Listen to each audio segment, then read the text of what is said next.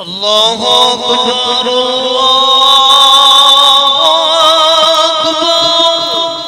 أشهد أن لا إله إلا الله أشهد أن محمدا رسول الله حي على الصلاة حي على الفلاح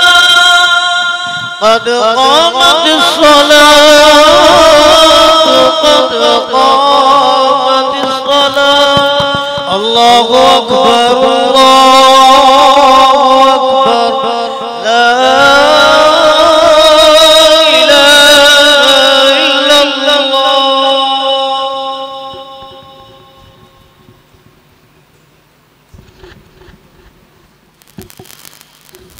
الله أكبر.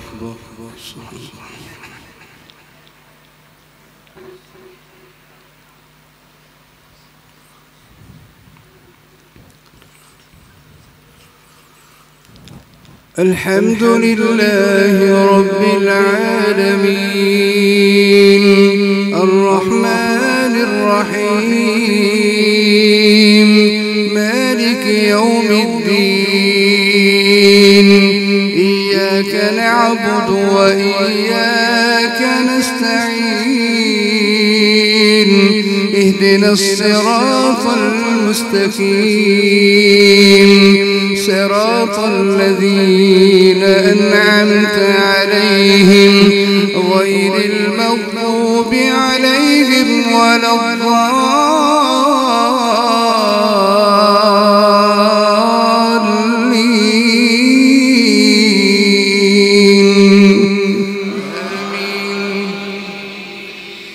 بسم الله الرحمن الرحيم حميم تنزيل الكتاب من الله العزيز الحكيم ما خلقنا السماوات والأرض وما بينهما إلا بالحق وأجل مسمى والذين كفروا عما أنذروا معرضون قل أرأيتم ما تدعون من دون الله قل أرأيتم ما تدعون من دون الله قل أرأيتم ما تدعون من دون الله أروني ماذا خلقوا من الأرض أم لهم شرك في السماوات ائتوني بكتاب من قبل هذا أو أثارة من علم إن كنتم صادقين ومن أضل ممن يدعو من دون الله من لا يستجيب له إلى يوم القيامة وهم عن دعائهم غافلون وإذا حشر الناس كانوا لهم أعداء وكانوا بعبادتهم كافرين وإذا تتلى عليهم آياتنا بينات قال الذين كفروا للحق لما جاءهم هذا سحر مبين لما جاءهم هذا سحر مبين قال الذين كفروا للحق لما جاءهم هذا سحر مبين أم يقولون افتراه قل إن افتريته فلا تملكون لي من الله شيئا هو أعلم بما تفيضون فيه كفى به شهيدا بيني وبينكم وهو الغفور الرحيم قل ما كنت بدعا من الرسل وما أدري ما يفعل بي ولا بكم إن أتبع إلا ما يوحى إلي وما أنا إلا نذير مبين قل أرأيتم إن كان من عند الله وكفرتم به وشهد شاهد من بني إسرائيل على مثله فآمن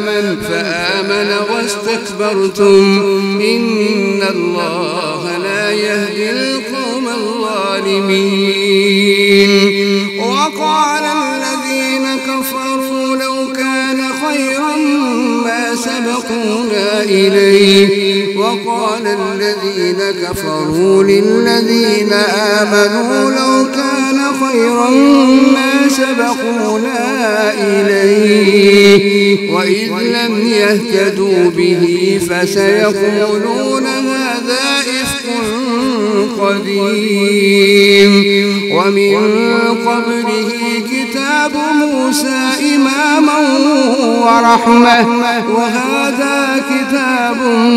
مصدق لسانا عربيا لينذر الذين ظلموا وبشرى للمحسنين إن الذين قالوا ربنا الله ثم استقاموا فلا خوف عليهم ولا هم يحزنون أولئك أصحاب الجنة خالدين فيها جزاء بما كانوا يعملون ووصينا الإنسان بوالديه إحسانا حملته أمه كرها ووضعته كرها وحمله وفصاله 30 شهرا حتى إذا بلغ أشده وبلغ 40 سنة قال رب أوزعني أن أشكر نعمتك التي أنعمت علي وعلى والدي وأن أعمل صالحا ترضاه وأصلح لي في ذريتي إني تبت إليك وإني من المسلمين أولئك الذين نتقبل عنهم أحسن ما عملوا ونتجاوز عن سيئاتهم في أصحاب الجنة وعد الصدق الذي كانوا يوعدون والذي قال لوالديه أف لكما أتعدانني أن أخرج وقد خلت القرون من قبلي وهما يستغيثان الله ويلك آمن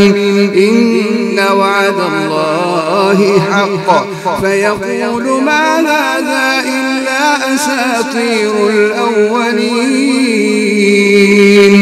أولئك الذين حق عليهم القول في قد خلت من قبلهم من الجن والإنس إنهم كانوا خاسرين ولكل درجات مما عملوا وليوفيهم أعمالهم وهم لا يظلمون ويوم يعرض الذين كفروا على النار أذهبتم طيباتكم في حياتكم الدنيا واستمتعتم بها فاليوم تجزون عذاب الهون بما كنتم تستكبرون في الأرض بغير الحق وبما كنتم تفسقون واذكر أخا عاد إذ أنذر قومه بالأحقاف وقد خلت النذر من بين يديه ومن خلفه ألا تعبدوا إلا الله إني أخاف عليكم عذاب يوم عظيم قالوا أجئتنا لتأفكنا عن آلهتنا فأتنا بما تعدنا إن كنت من الصادقين قال إنما العلم عند الله وأبلغكم ما أرسلت به ولكني أراكم قوما تجهلون فلما رأوه عارضا مستقبل أوديتهم قالوا هذا عارض ممطرنا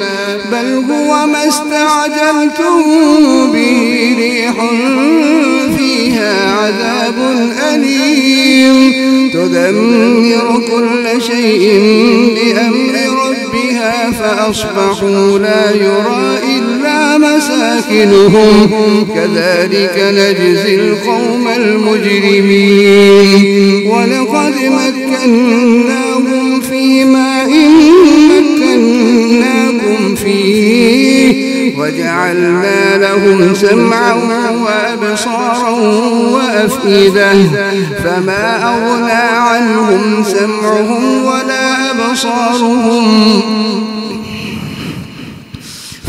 أغنى عنهم سمعهم ولا أبصارهم ولا أفئدتهم من شيء إذ كانوا يجحدون بآيات الله وحاق بهم ما كانوا به يستهزئون ولقد أهلكنا ما حولكم من القرى وصرفنا الآيات لعلهم يرجعون فلولا نصرهم الذين اتخذوا من دون الله قربانا آلهة بل ضلوا عنهم وذلك إفكهم وما كانوا يفترون وإذ صرفنا إليك نفرا من الجن يستمعون القرآن فلما حضروه قالوا أنصتوا فلما قضي ولوا إلى قومهم منذرين قالوا يا قومنا إنا سمعنا كتابا أنزل من بعد موسى مصدقا لما بين يديه يهدي إلى الحق وإلى طريق مستقيم يا قومنا أجيبوا داعي الله يا قومنا أجيبوا داعي الله يا قومنا أجيبوا داعي الله وآمنوا به يغفر لكم ويجيركم من عذاب أليم وآمنوا به يغفر لكم ذنوبكم وآمنوا به يغفر لكم يا قومنا أجيبوا داعي الله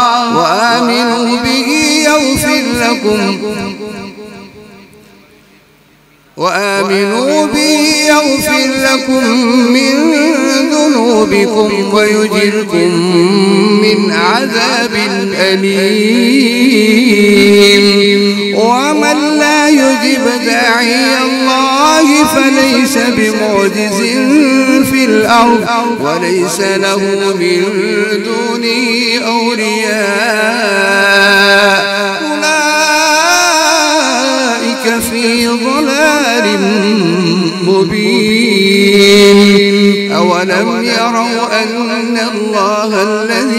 خلق السماوات والأرض ولم يعي بخلقهن بقادر على أن يحيي الموتى بلى إنه على كل شيء قدير ويوم يعرض الذين كفروا على النار أليس هذا بالحق قالوا بلى وربنا قال فذوقوا العذاب بما كنتم تكفرون فاصبر كما صبر أولو العزم من الرسل ولا تستعجل لهم كأنهم يوم يرون ما يوعدون لم يلبثوا إلا ساعة من النهار بلاغ فهل يهلك إلا القوم الفاسقون بسم الله الرحمن الرحيم الذين كفروا وصدوا عن سبيل الله أضل أعمالهم والذين آمنوا وعملوا الصالحات وآمنوا بما نزل على محمد وهو الحق من ربهم كفر عنهم سيئاتهم وأصلح بالهم ذلك بأن الذين كفروا اتبعوا الباطل وأن الذين آمنوا اتبعوا الحق من ربهم كذلك يضرب الله للناس أمثالهم فإذا لقيتم الذين كفروا فضرب الرقاب حتى إذا أثخنتموهم فشدوا الوثاق فإما منا بعد وإما فداء حتى تضع الحرب أوزارها ذلك ولو يشاء الله لانتصر منهم ولكن ليبلو بعضكم ببعض والذين قتلوا في سبيل الله فلن يضل أعمالهم سيهديهم ويصلح بالهم ويدخلهم الجنة عرفها لهم يا أيها الذين آمنوا إن تنصروا الله ينصركم ويثبت أقدامكم والذين كفروا فتعسا لهم وأضل أعمالهم ذلك بأنهم كرهوا ما أنزل الله فأحبط أعمالهم أفلم يسيروا في الأرض فينظروا كيف كان عاقبة الذين من قبلهم دمر الله عليهم وللكافرين أمثالها ذلك بأن الله مولى الذين آمنوا وأن الكافرين لا مولى لهم إن الله يدخل الذين آمنوا وعملوا الصالحات إن الله يدخل الذين آمنوا وعملوا الصالحات جنات تجري من تحتها الأنهار والذين كفروا يتمتعون ويأكلون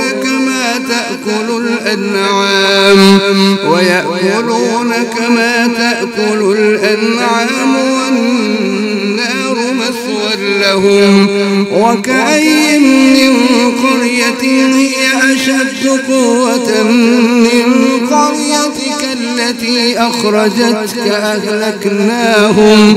أهلكناهم فلا ناصر لهم أفمن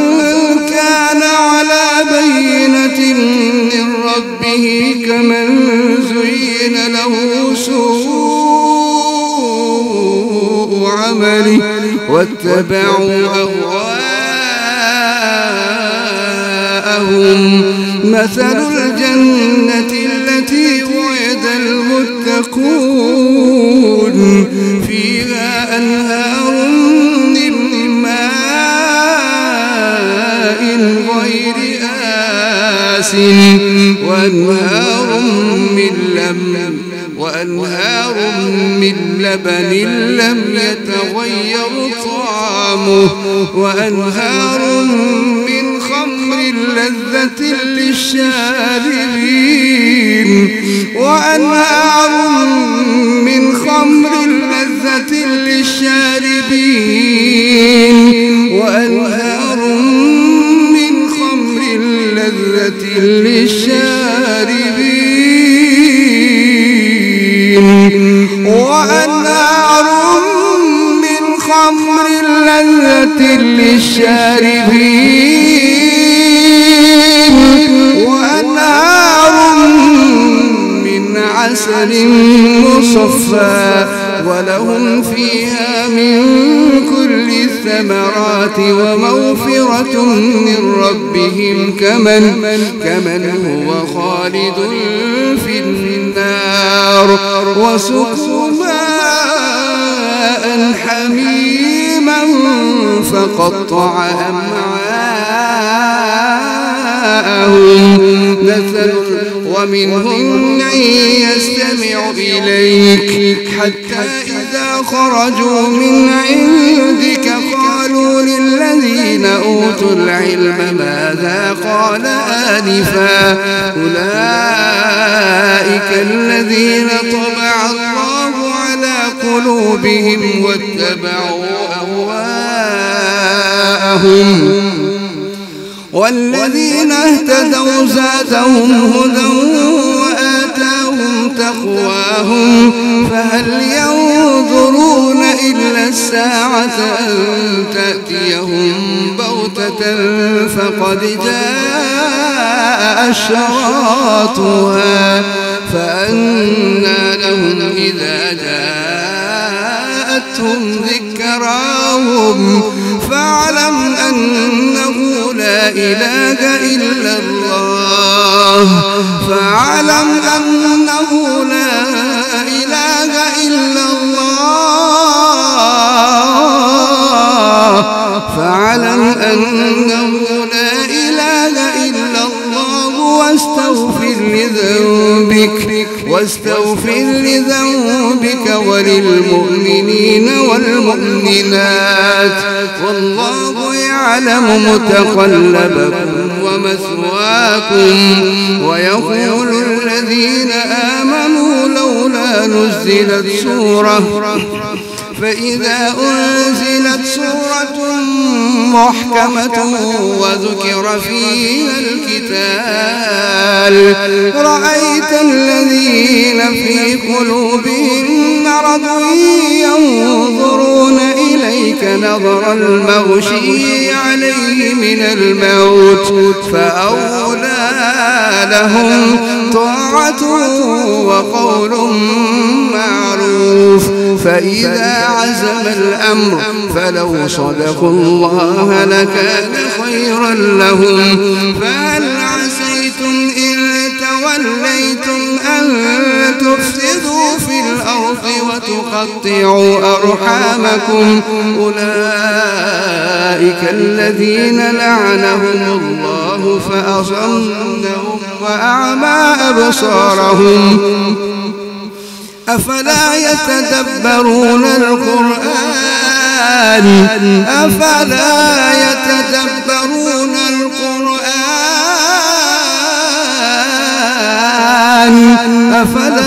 يتدبرون القرآن أم على قلوب أقفالها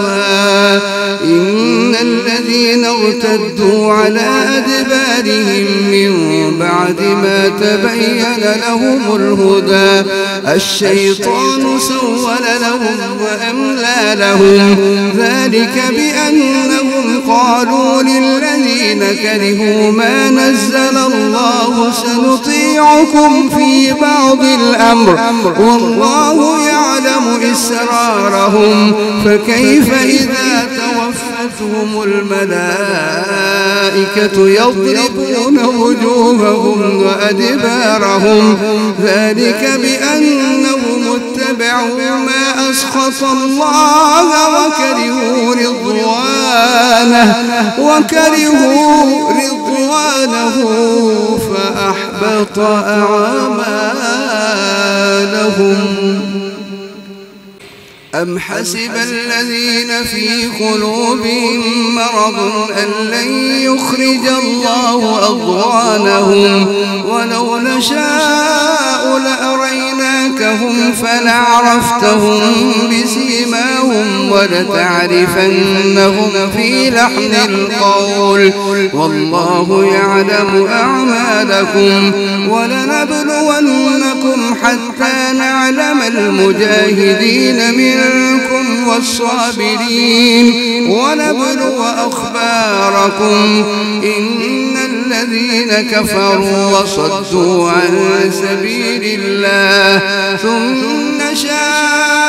إن الذين كفروا وصدوا عن سبيل الله وشاقوا الرسول من بعد ما تبين له الهدى وشاقوا الرسول من بعد ما تبين لهم الهدى لن يضروا الله شيئا وسيحبط أعمالهم يا أيها الذين آمنوا أطيعوا الله وأطيعوا الرسول ولا تبطلوا أعمالكم إن الذين كفروا وصدوا عن سبيل الله ثم ماتوا وهم كفار فلن يغفر الله لهم فلا تهنوا وتدعوا إلى السلم وأنتم الأعلون والله معكم ولن يتركم أعمالكم إنما الحياة الدنيا لعب ولهو وإن تؤمنوا وتتقوا يؤتكم أجوركم ولا يسألكم أموالكم إن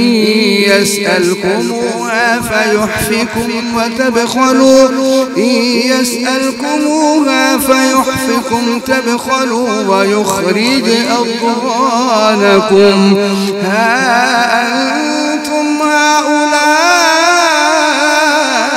تدعون لتنفقوا في سبيل الله فمنكم من يبخل ومن يبخل فإنما يبخل عن نفسه والله الغني وأنتم الفقراء وإن